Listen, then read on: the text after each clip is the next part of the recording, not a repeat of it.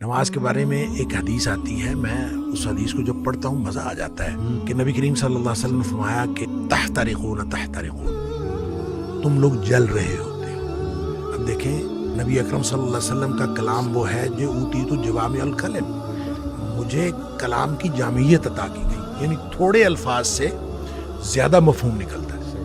وہ اللہ کے نبی دہرا رہے ہیں تحترقون تحترقون، تم جل رہے ہو، تم جل رہے ہو، گویا گناہوں کی بھٹی میں جل رہے ہو۔ حتی اذا صلیتم الفجر، یہاں تک کہ تم فجر کی نماز پڑھ لیتے ہو، غسلتھا، وہ اس کو دھو ڈالتے ہیں۔ ثم تحترقون تحترقون، پھر تم نکلتے ہو تو پھر وہی دنیا ہے، وہی گناہ ہیں، وہی آنکھیں، وہی سماعتیں، کہاں کہاں تم پھر رہے ہو اور گناہ ہو رہے ہیں۔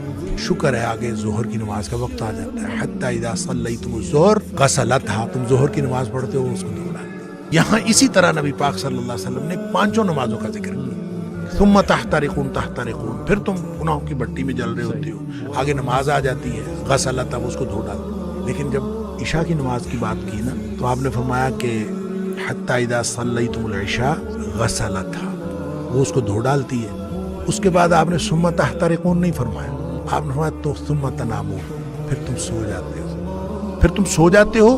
فرمایا پھر کچھ نہیں لکھا جاتا، یعنی پھر گویا وہ جو گناہ ہو رہے تھے وہ گناہ ختم ہو گئے۔ سوئے ہوئے کے آدمی کا تو کچھ نہیں لکھا جاتا، سوئے ہوئے سے قلم اٹھا لیا جاتا، تمہارے اوپر کچھ نہیں لکھا جاتا حتی تستيقظوا، جب تک تم جاگ نہ جاؤ۔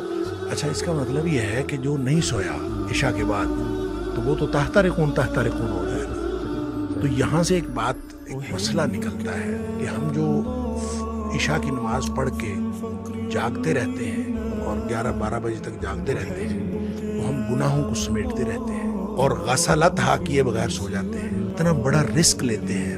اس لیے نبی پاک صلی اللہ علیہ وسلم نے حضرت ابو ہریرہ رضی اللہ تعالیٰ عنہ کو فرمایا تھا کہ ابو ہریرہ سونے سے پہلے وتر پڑھنا نہ بھولنا۔ یہ جو وتر ہے یہ اصل میں رات کی نماز ہے، یہ عشاء کی نماز نہیں ہے، رات کی نماز ہے۔ تو جس شخص نے تو عشاء کے بعد فوراً سونا ہے وہ تو عشاء کے ساتھ پڑھ لے کہ اس نے سونا ہے اس کے بعد۔ تو جس نے نہیں سونا، رات 11-12 بجے تک جاگنا ہے، تو وہ پھر وتر نہ پڑھے، تاکہ وہ اپنے سونے سے پہلے وتر پڑھے۔ وہ جو جتنا کچھ تحترقون تحترقون ہوا ہو اس کو غسلتھا کر دے اور پھر آدمی سو جائے۔ کیا بات۔